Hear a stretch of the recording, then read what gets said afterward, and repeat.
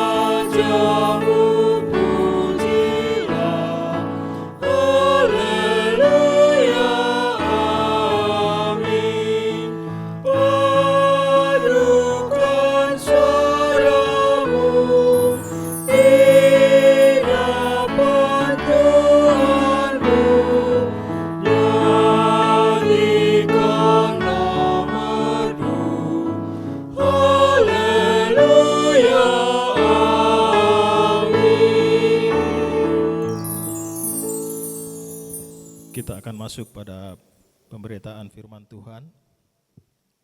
Kita akan membaca Alkitab kita pada pagi hari ini. Namun sebelumnya saya mengajak kita semua untuk kita berdoa. Mari kita berdoa.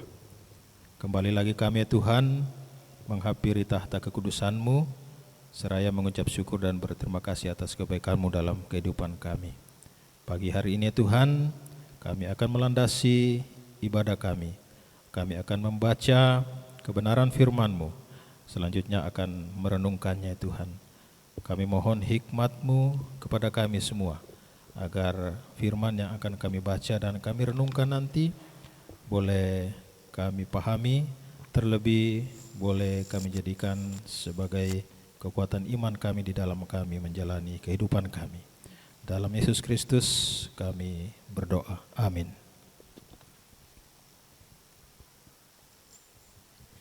Pembacaan firman Tuhan pada pagi hari ini terambil dari Daniel 3 ayat yang ke-19 sampai 30 di bawah perikop perapian yang menyala-nyala.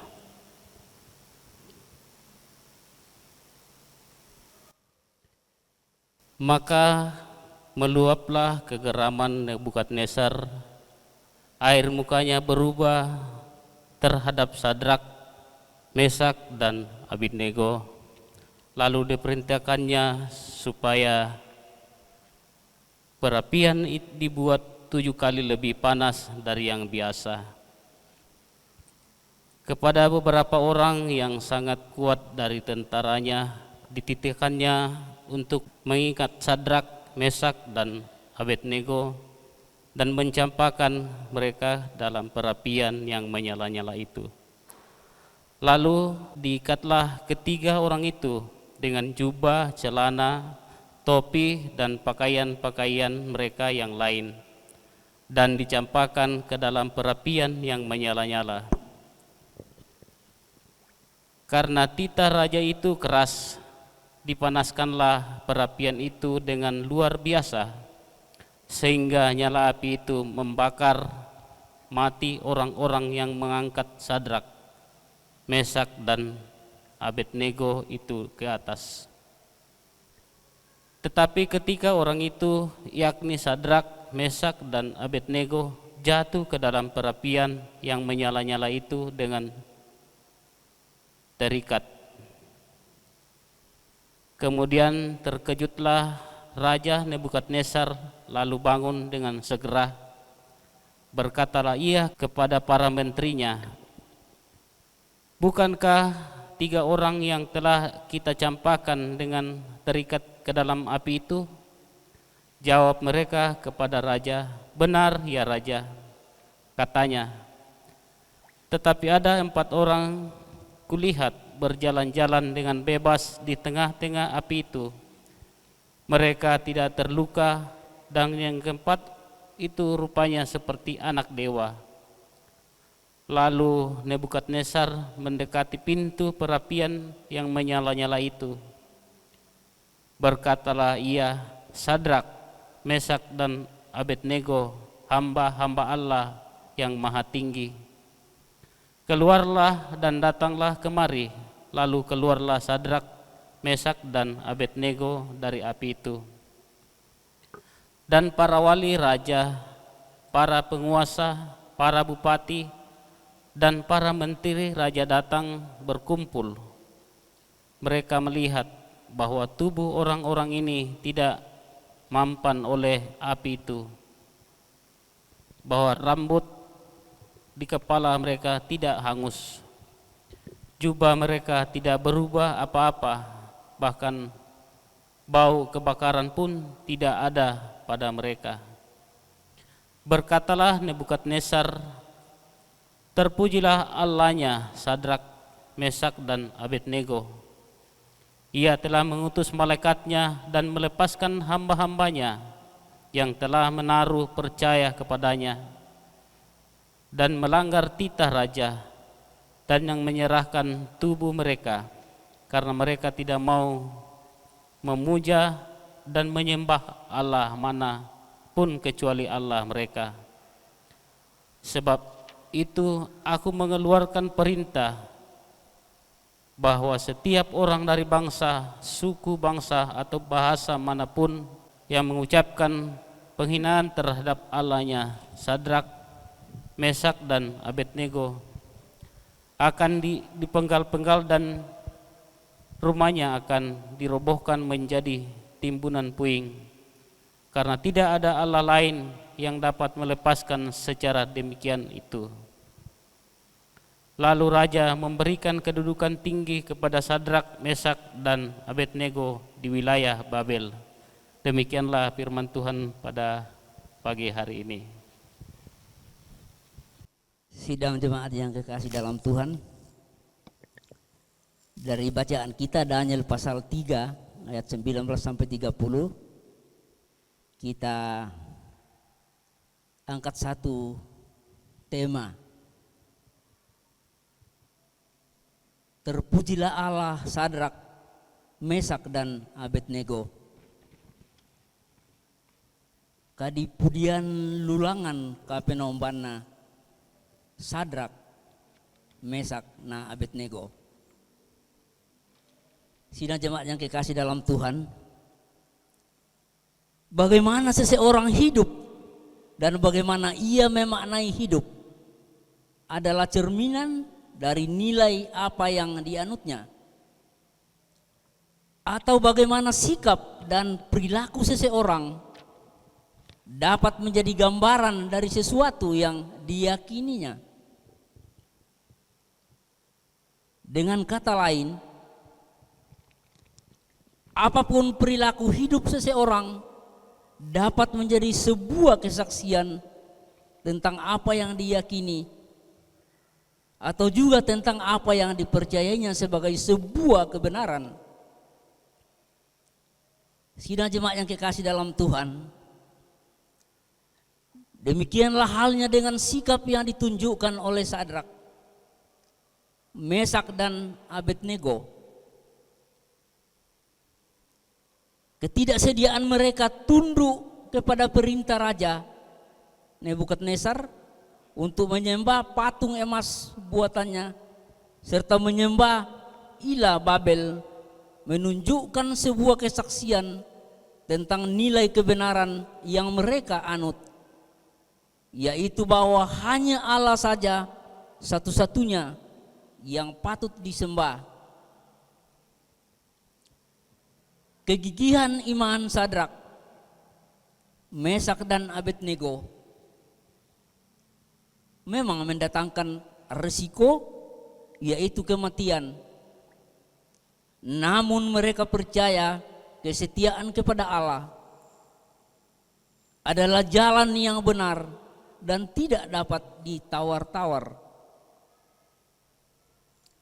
Dan iman yang teguh dari ketiganya telah membawa keselamatan bagi mereka dari perapian dan telah menjadi kesaksian kepada Nebukadnezar bahwa Allah sembahan ketiganya adalah yang hidup, Allah yang kekal, Allah yang beserta hamba-hambanya dalam kesukaran. Kesaksian yang membuka hati Nebukadnezar untuk dapat berkata, "Terpujilah Allah Sadrak, Mesak dan Abednego." Demikian pula lah panggilan hidup setiap orang percaya kepada Kristus, bahwa hidupnya dan keteguhan imannya mesti membawa orang lain untuk percaya atau mengakui Allah dalam Yesus Kristus. Amin. Sidang jemaat yang kekasih dalam Tuhan, memaknai dari renungan yang kita telah dengar bersama, kita dihadapkan sebagai satu pertanyaan. Mari kita cermati bersama. Apakah cara hidup orang Kristen telah menjadi kesaksian tentang Kristus? Bandingkan 2 Korintus 2 ayat 3. Mengapa?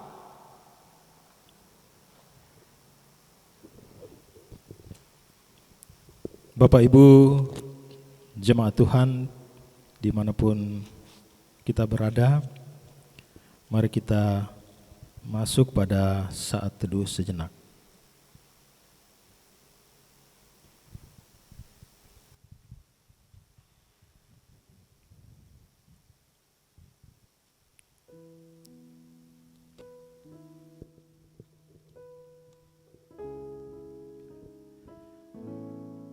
Bapak Ibu jemaat Tuhan, yang menjadi komitmen misi kita yaitu bahwa kita menyatakan kita bersedia untuk turut menderita dengan Kristus. Kita bersedia untuk dihina dan dianiaya karena kesaksian kita. Tiada lain landasanku.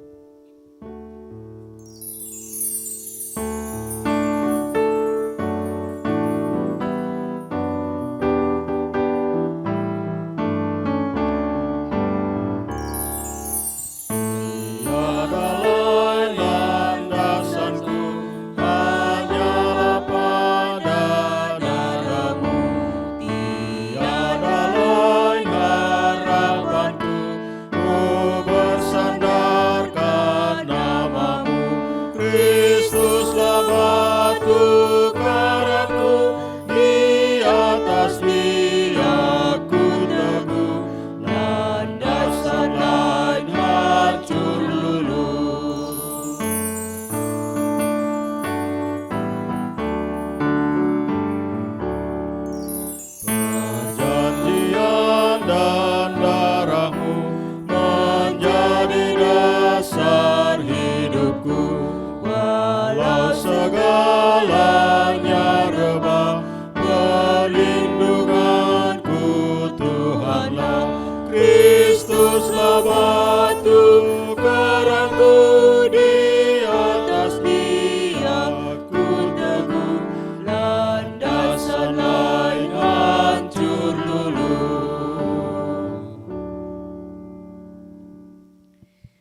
Mari kita berdoa. Terpuji Engkau Tuhan, dalam hari keempat pekan pekabaran Injil Gereja Toraja, kami belajar tentang firman-Mu yang meneguhkan iman kami untuk terus memberitakan Injil kebenaran Tuhan. Ya Allah, kami berdoa Engkau menopang kami, menolong kami anak-anak-Mu terus memberitakan Injil kebenaran Tuhan. Dan kami mau berdoa bersama-sama untuk saudara-saudara kekasih kami yang memberi diri untuk terus memberitakan kebenaran Tuhan dimanapun berada. Secara khusus mereka yang menjadi tenaga pekabaran Injil Gereja Toraja di daerah-daerah seperti di Seko, di Lewandi, di Simbuang, di Mapa, di Padangala, dan di berbagai tempat lain. Tuhan menolong mereka, Tuhan mengasihi mereka. Dan biarlah setiap pribadi kami pun terlibat langsung sebagai tenaga pekabaran Injil karena memberitakan Kristus sebagai Tuhan dan Juru Selamat. Kami berdoa bersama, bersaksi di dalam iman kepada Kristus. Amin. Bapak Ibu jemaat Tuhan, demikianlah ibadah pekabaran Injil Gereja Toraja hari keempat telah sama-sama kita ikuti bersama. Tuhan memberkati kita semua. Amin.